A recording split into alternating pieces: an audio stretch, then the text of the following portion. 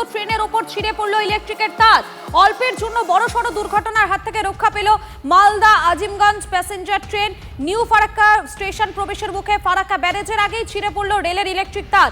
আমাদের সঙ্গে রয়েছেন আমাদের প্রতিনিধি কৌশিক রয়েছেন। কৌশিক, এই মুহূর্তে কি আপডেট? দেখো, এখনো কিন্তু ট্রেনটি আটকে রয়েছে, কারণ যে বিদ্যুতের সংযোগ সেই বিদ্যুতের তার ছিঁড়ে পড়ায় কিন্তু এই বিপত্তি ঘটে। মালদা থেকে আজিমগঞ্জের উদ্দেশ্যে যখন ট্রেনটি আসছিল সেই সময় এইরকম বিপত্তি ঘটে এবং বিপত্তি তারপর কিন্তু ট্রেনটি দাঁড়িয়ে যায় এবং ট্রেন থেকে যাত্রীদের নামানো সম্ভব হলেও কিন্তু এখনো পর্যন্ত কিন্তু এলাকায় সেই তার মেরামত করার জন্য কিন্তু রেলের যারা কর্মচারী রয়েছেন তাদেরকে খবর দেওয়া হয়েছে। তবে হঠাৎ করে এই তার ছিঁড়ে পড়লো, রক্ষণাবেক্ষণের কোথাও কি অভাব ছিল না, কিভাবে ছিঁড়ে পড়লো সেটা খতিয়ে দেখা হচ্ছে। তবে যে জায়গাটি ঘটনা ঘটেছে সেটি হচ্ছে মালদা টাউন এবং আজিমগঞ্জের যে সংযোগস্থল এবং ফারাক্কা ব্যারেজ, যে ফারাক্কা ব্যারেজ সেখানে গঙ্গার উপর যে ড্যাম রয়েছে তার উপরে যে ব্যারেজ, সেখানে কিন্তু এই ঘটনা ঘটেছে এবং হয়তো আর একটু সামান্য গেলেই হয়তো রেলটি মাঝপথেই দাঁড়িয়ে থাকতো, অর্থাৎ ব্যারেজের উপর। সেখানে আরো বড় সমস্যার সম্মুখীন হতে হতো, কারণ সেখানে যদি ট্রেন দাঁড়িয়ে যেত তাহলে যাত্রীদের নামানোর ক্ষেত্রে বা অন্যান্য দুর্ঘটনা ঘটে যাওয়ার প্রবল আশঙ্কা ছিল। সেই জায়গা থেকে কিছুটা স্বস্তি হলো, এখনো দাঁড়িয়ে রয়েছে ট্রেন।